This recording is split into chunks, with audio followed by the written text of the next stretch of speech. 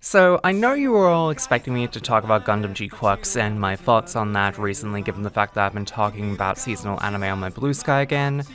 and on this channel as well, hopefully in the future. But I unfortunately have to be the bearer of bad news when I tell you that I have fallen into the abyss that many others around you, or if this video has found you in either your subscription or home tab, you yourself perhaps have probably fallen down in the recent month. I've become an Umamusume fanatic.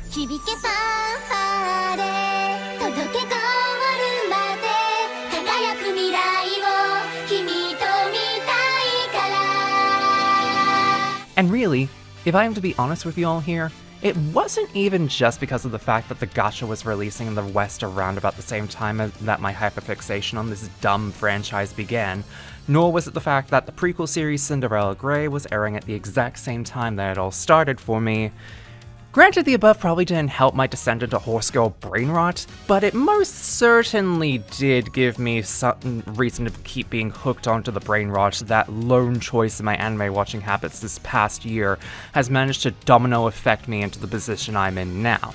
To that end, this video isn't going to be your typical video from me, just putting that out here now. You might get the same level of autistic info dumping that you've come to expect from me regarding the information about how Umamusume came to be, and the legacies behind the girls in the franchise.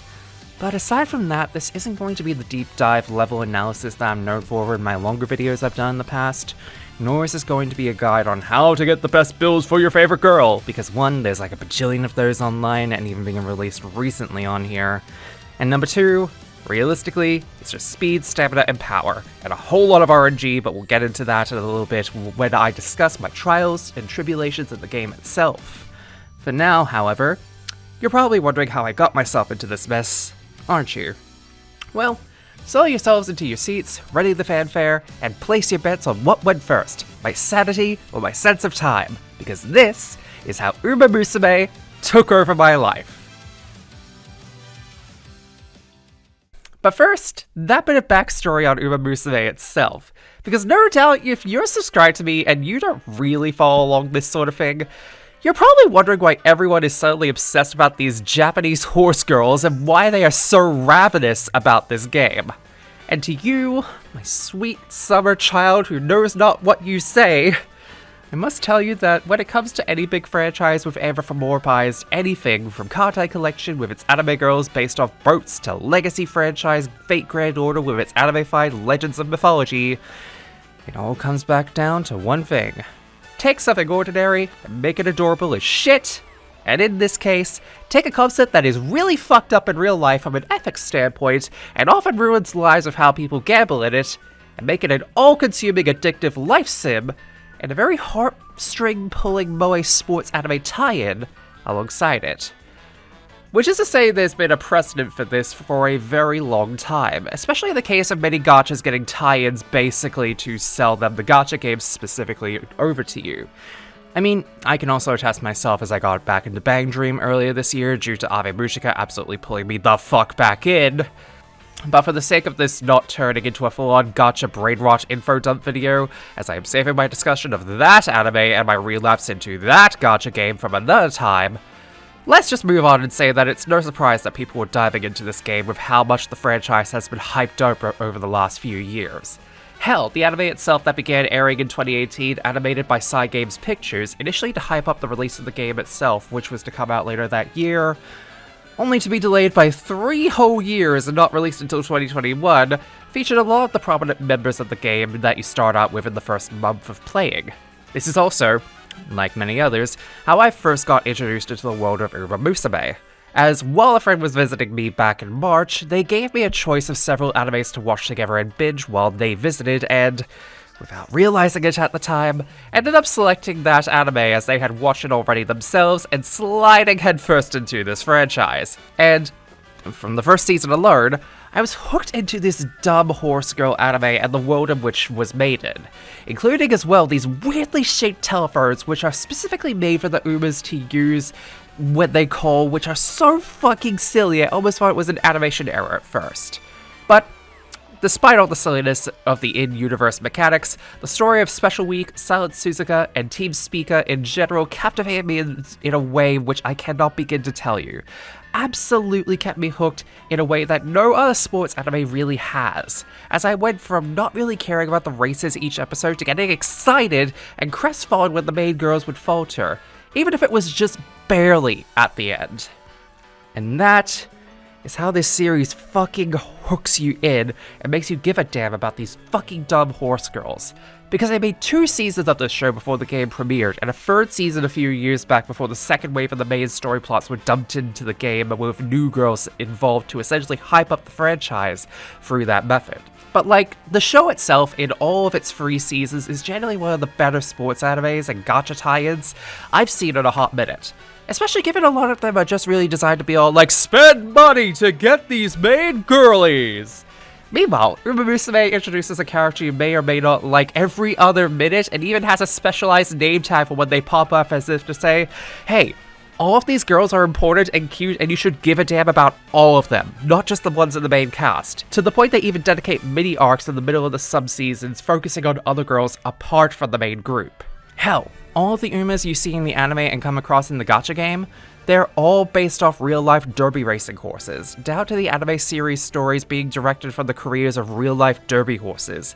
with Season 1 focusing on Special Week's series of runs from 1997 to 1999, Season 2 focusing on Tokai Teo's runs from 1991 to 1993, and Season 3 following Kita-san Black's races from 2015 to 2017. And the rest of the franchise follows different racehorses as well as TM Opera O's 1999 races and Jungle Pocket's races in 2001.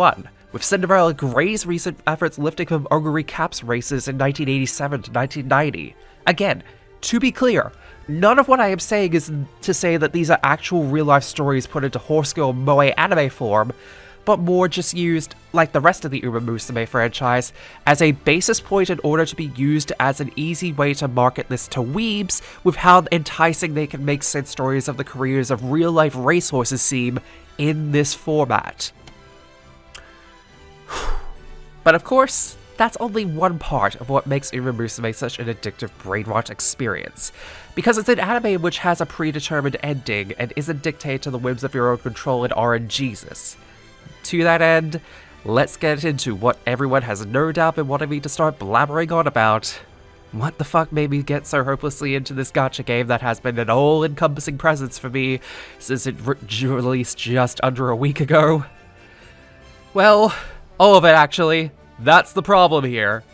So the actual gameplay portion of the gacha is, genuinely speaking here, some of the most fun I've had planning out and going through a gacha game in a while. As with others I've experienced in the past like Fate Grand Order, it all comes down to spamming attacks and using certain metas in order to get anywhere in game. And with Bang Dream, it comes down to rhythm game mechanics alongside leveling up your favorite girls in order to get higher scores, and therefore higher rewards during event periods. Neither of which are bad, mind you, but it's not exactly something that keeps me glued to my tablet for more than like an hour at a time before I gotta do something else. Meanwhile, with Umamusume, you're basically given a gameplay mechanic which focuses heavily on not just which girls you favorite, but also focusing heavily on the aspects of how to level up your stats with your chosen horse girl, as leading into each race you have to have them go down in career mode. That's right, the main mechanic of Uma is a life sim in which you have targets for certain races in a specific time frame that you need to get enough stats to be prepared for, and if you don't get that specific goal, your career with them ends just as quickly as it began. So, you gotta figure out which stats work best with your chosen character in each career mode, gaining enough in those stats to dominate each subsequent race, racking up additional smaller race wins in order to get skill points to get special abilities which can help in clutch periods in certain races in order to win more effectively. Adding on top of that, the mechanics of support cards alongside the stats which can help give you more skills on top of that, and also help with training stats more effectively and playing them out so that they are tailor-made for each individual horse girl run that you do for career mode, and you can start to understand why this can be so addicting and when you're able to get this in-depth with the game compared to the most gacha where it all boils down to, is this your favorite girl yet? Cool, use her in this specific variant and you're good! Which can easily get a bit samey after a while when the actual gameplay aspect isn't as in-depth as Umamusume can be at times, especially within career mode. And that is specifically because every Uma you get from the gacha has their own tailor-made story to them within the goals that you have to go for with career mode itself, and much like the ones from the anime, are based upon their real-life counterparts' race records from a specific period of time, and you need to meet them to proceed. So you're not just going through the exact same story beats time after time. You'll sometimes have to actually deal with different struggles and harder difficulties, especially in the 3-star rating Umas who require major diligence in order for you to meet their goals.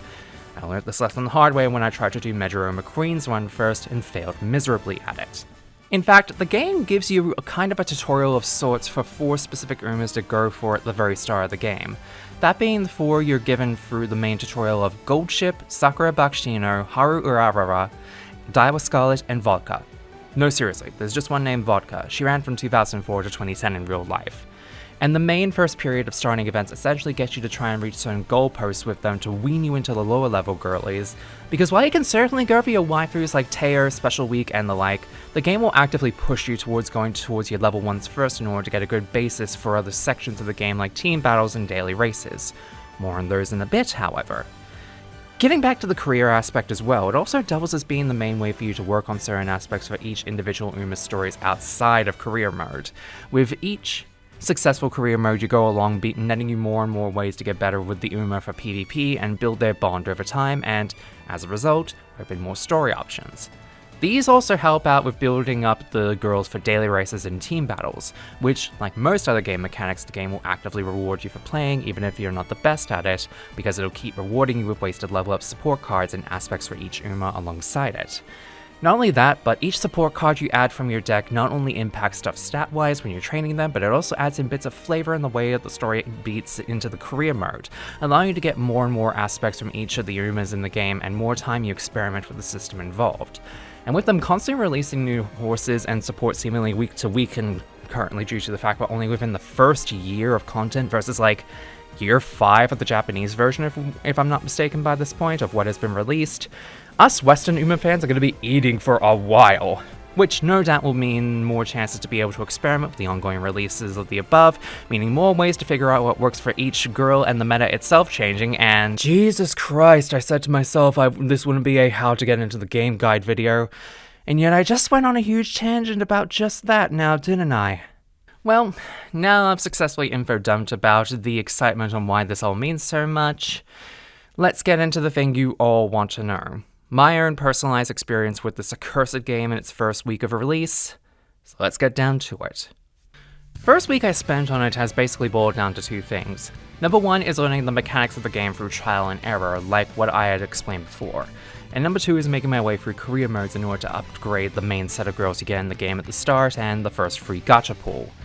Having gotten my 2 girlies in Teo and her wife Meijiro McQueen in first free pool, I decided to give McQueen a run in career mode to start off with, as I was bummed with how her story in season 2 of the anime, with her being sidelined right at the very end due to a sudden degenerative disease only known to horse girls. But, unsurprisingly, I barely got past her first couple of goals before I ended up having to end my career early, having not gotten enough fans and not winning enough big supplemental races to get to the next big race for her, that being the Kikuwa show, as I placed her at the bare minimum of each preceding race and her stats were dog water.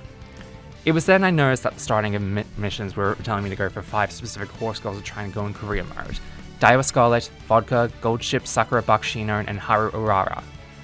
with goals to get them to at least 5k fans in their respective career modes, with the rest of their goals in the event lineup being the ones you specifically get from winning big goal races during some said career runs. Taking this as a hint, I started off with Vodka and immediately found myself doing a lot better than a more balanced approach to stats and training with Vodka,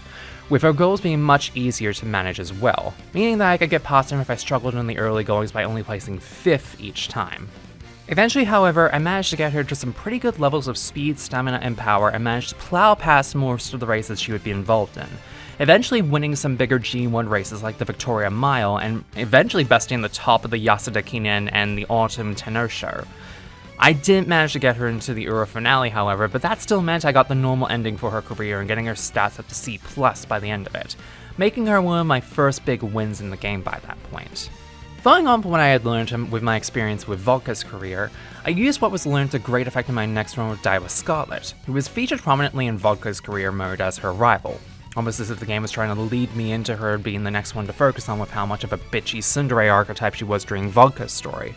Turns out, however, that's just how they are to each other, with a lot of the story beats from Vodka's run being kind of the same in that regard, meaning that aside from a few key differences relating to Scarlet losing out to Vodka at points if we had placed second or third even, the storyline was basically a mirror image of Vodka's run. Nevertheless, however, I put an emphasis on her strengths and aptitude, and focused harder on speed and power this run in those aspects, and managed a run that made Vodka's look like child's play by comparison, going on a streak of first place wins by the end and smashing out the competition as a result. I had yet to reach the Ura finale again, but I felt it was time to start trying to experiment with other styles of Umas, leading me to...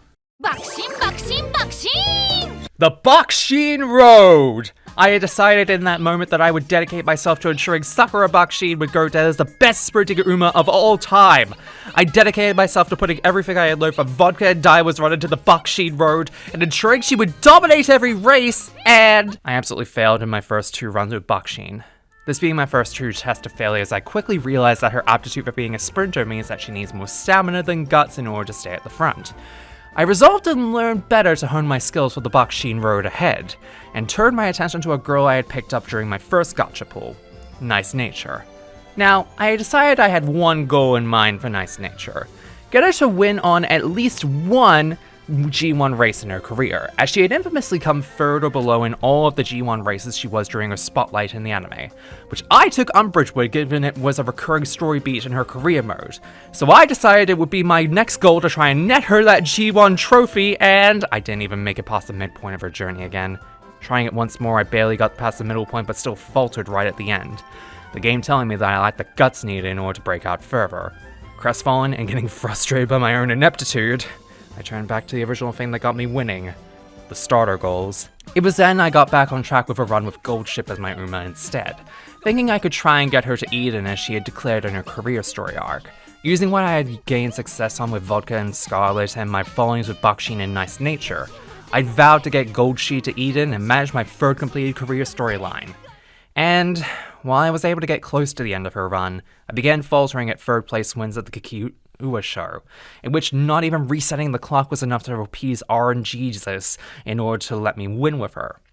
Once again being told my stats weren't good enough to get above 4th place when I should have been getting at least 3rd place instead. It was then, in my desperation, I went to the only resource that I hadn't thought to go down by that point, to the very dreaded website I promised myself I'd never get desperate to ask for help on ever again after it failed me in the past and burned me. I went looking for help on Reddit. And for what it's worth, a lot of people were going down that same rabbit hole as well, as I had found several articles asking for help on Uma training and specifically for the first 5 girls mentioned, and upon realizing a lot of my flaws came down to only focusing on speed and power for Goldshi and even Bakshin, I applied myself to putting in good legacies for mile racing aptitude, getting good inspirations for speed and power so I can focus on the lacking stats more in training, and keeping my supports focused on the main 3 of speed, power, and specifically for Goldshi guts, to keep her pace going and breaking out when needed. And with that, I finally managed to break past the Kikuwa show, even beating the Tenno show and finally making it to the Arima Kinen in order to get Goldshi to Eden, and I lost out at the very end multiple times at neck and neck, landing Gold Ship in 2nd place 3 times in a row. This is when I learned something very important about Umamusume that would effectively change how I viewed it forever. The game itself will absolutely wreck you and you will be at the mercy of RNG until the very end. Unless you are absolutely going full meta with your builds, you are absolutely going to have to work for every win that you get with past your Umas like Vodka and Daiwa. At that moment, I realized if I was going to clear any career path going forward, I'd have to learn the most important skill of all with Umamusume: persistence.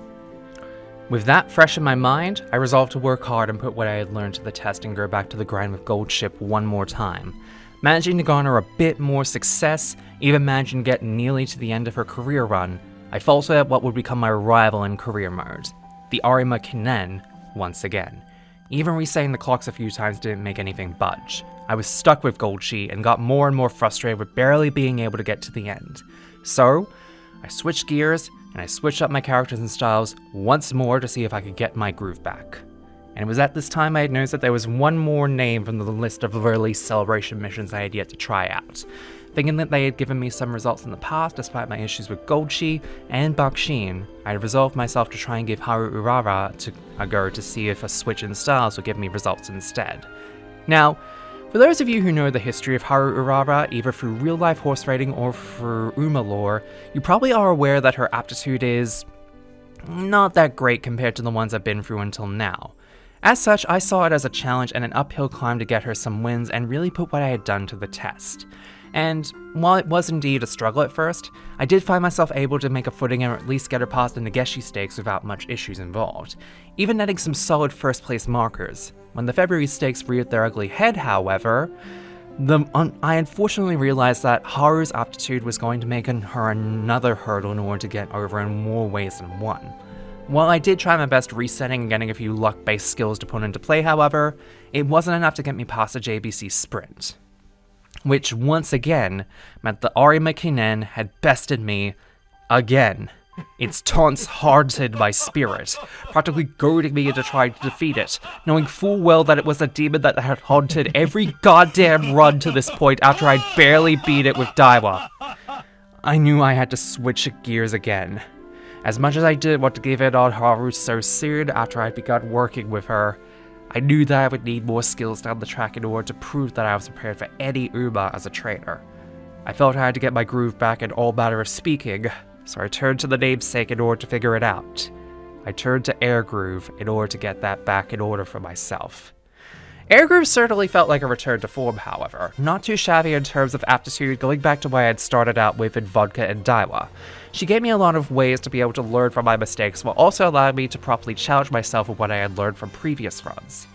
By this point, it had begun to feel like, once I had mastered how to utilize her skills and aptitude in order to find skills that would work, it became easier to manage, and by that time I had managed to get her winning the Oka Show, something in which I had to struggle with Vodka and Daiwa in the past. I knew I had to finally manage to get myself back in place. In fact, I only truly began to struggle when it came down to the Triple Crown races like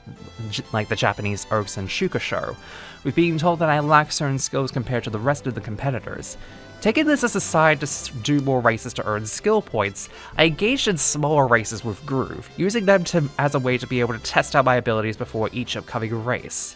While I had done this in previous runs, I began to use these as a litmus test to ensure I had prepared myself in the best balance possible for the road ahead,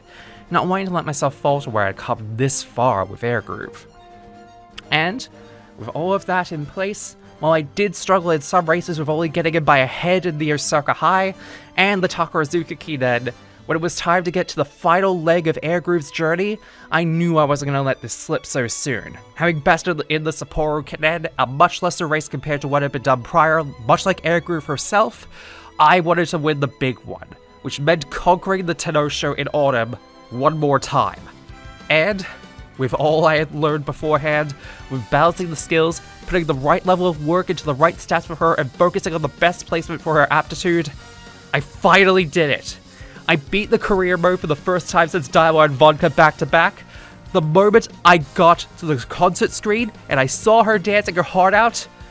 I felt a sense of relief. I had finally done it. I had gotten my groove back thanks to Air Groove. Hell, I even managed to get her to the semi-finals of the Euro finale this time around, after a few redos of course. But this was something that I hadn't been able to do in any run previously, and something I was proud to be able to say to myself with everything I had put into managing to get to this point as a trainer. Sure, I didn't win the Euro finale again, but it didn't matter. I finally managed to beat my thunk and get myself back into a position of being able to say I was a credible trainer once again. I felt like I could actually enjoy the thrill of playing this dumb gacha game once again without feeling like such a failure in my trainees. But I wasn't satisfied with that. Not even doing a run with Grass Wonder was enough to work my way through to another run, and that matter was going to be enough to sedate my hunger. I knew that if I was going to truly prove myself worthy of being a trainer, I had to go back to the one that made me hungry in the first place. I had to go back to the Bakshin Road. Yes, I wasn't going to be satisfied with myself until I was able to prove I was worthy of leading Bakshin to the end. Given the fact that I was so close at times to winning the mile championship in her runs but faltered because of my past inexperience, I had to prove it to myself not just as a trainer, but in Bakushin as a trainee, that I was able to get her to the end of the road. So, I began the run of a lifetime. I prepped myself with the best cards for speed and guts that I could get. I got the best legacies I could that were available, specifically for mile aptitude for the very end of the run, which continued to slip me up. I focused hard on her speed, stamina, and power to maintain the runs that I invested in a lot of skills for the front placement, as I learned during this run that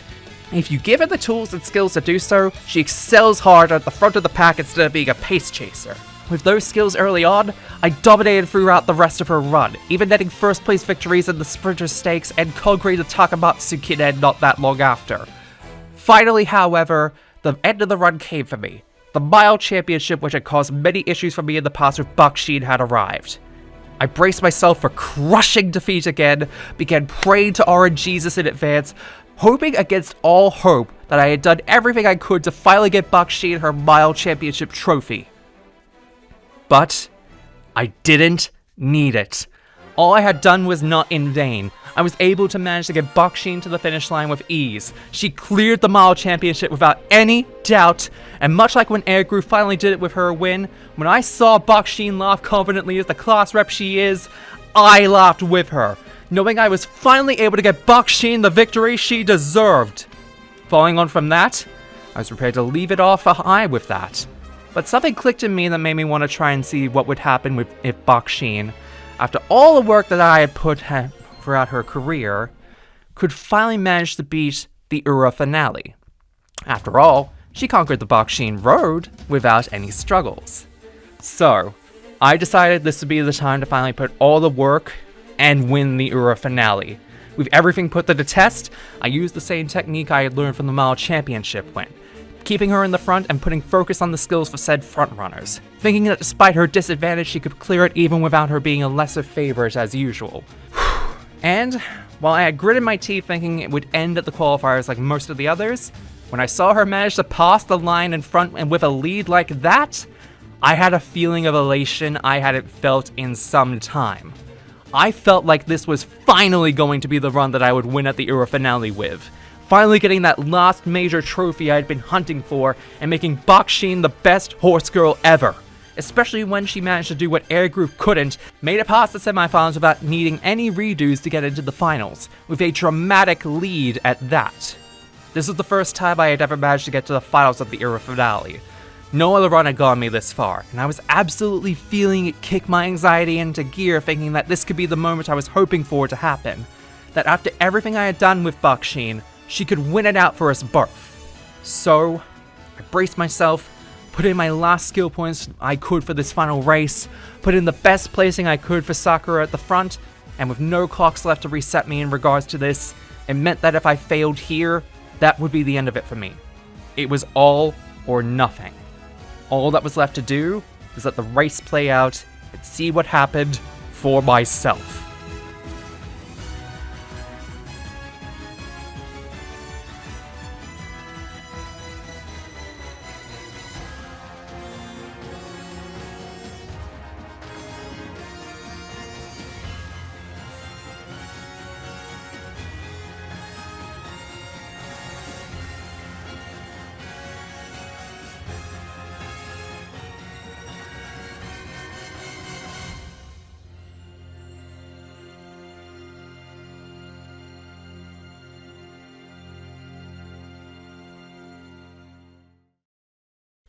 I didn't win the Ura finale in the end,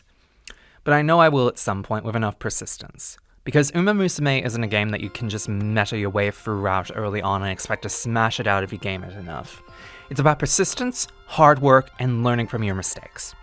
In a way, it's the closest experience you can get to being a horse jockey, but for Moe horse girls instead. And it's why it's got me hooked and fully locked in for what's to come. Especially given that my first week and a bit playing it had me in such a vice-like grip, I basically abandoned most of my other productivity to go for it. And given the fact it's definitely not going to be going away anytime soon in the West, with Cinderella Grey getting a second season later this year, and becoming one of the most dominating topics of discussion in most social media circles for a good reason, Trust me when I say, if anything of my 1 week of Umamusume has inspired you to pick it up, well, that's your choice, and this video isn't here to pressure you into doing it or not. But if you do, experiences like this one I went through telling you all in this video will be common. It'll be frustrating, it'll be tiring, it'll be addicting, and it'll be all-consuming for sure. But it will also be some of the most rewarding you'll ever spend your time and maybe your finances on if you choose to spend money on this game. And hey, if it took over your life the same way it did for me, maybe you liked hearing about my own experience, because this is obviously just my own, and you probably have had a better experience than I have until this point. But that is also the Uma experience. It's not one size fits all, but it's kind of part of the overall experience getting into it. And I hope this explains why I, like many others, have been indoctrinated into this cult-like experience, and why I may be hooked on this for many more weeks and, God help me, months to come. And I promise, this won't impact my video schedule in any way after this video comes out.